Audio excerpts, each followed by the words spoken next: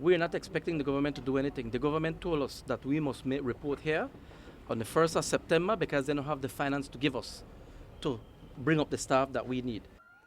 And that's why, this morning, ambulances came screeching down Coney Drive, headed for Princess Margaret Drive and the Old Bliss School of Nursing, which now houses the offices of the Central Health Region. Except that these ambulances were not in operation because their operators are not yet sure whether they still have a job or who they have a job with. But emergencies do not have a way of respecting persons. And just after 8, a few emergency medical technicians came out of the second floor office of the region's manager to respond to a call about a traffic accident in the Farbers Road area.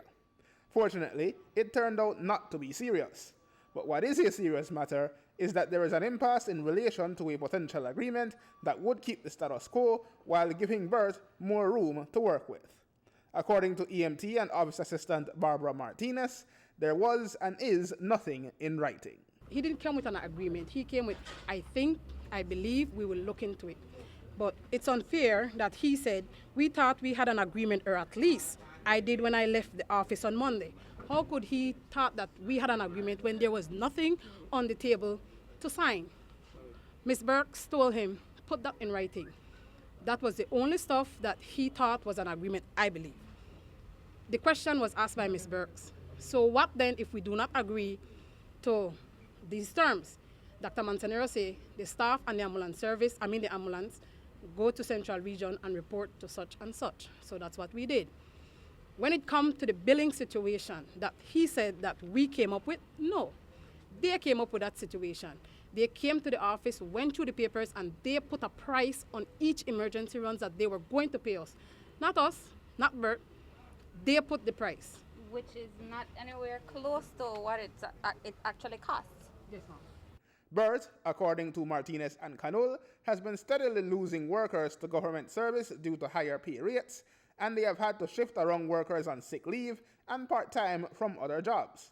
The government is only willing to pay additional funding equivalent to what keeps the 9 E.M.Ts on staff, as well as the $18,000 monthly subvention. BERT wants enough to be able to bring its staff back up to 16 E.M.Ts, not including support staff. It is not a mismanagement of funds. I want to make that crystal clear. This is not a mismanagement of funds. And BERT office is open. The building is still there. And we have all the paperwork there that you need to investigate. You go in there and look at all the paperwork. And everything, every patient sheet that we have, it tells us about how we do patient care and every single thing that follows with that.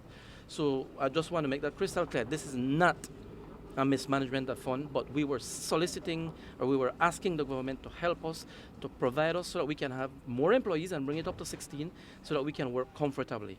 And so this is what this is all about. It's by along to the fact that government say, you know what? We only could pay you for your 9 employees. We cannot give you additional funds to hire your 16 employees. And so I don't think that makes sense, because then if you look wrong, most people are totally burnt out. The workers were left to wait in the Central Health Region conference room as Director of Health Services, Dr. Marvin Manzanero, made his way down from Belmopan to settle their fate.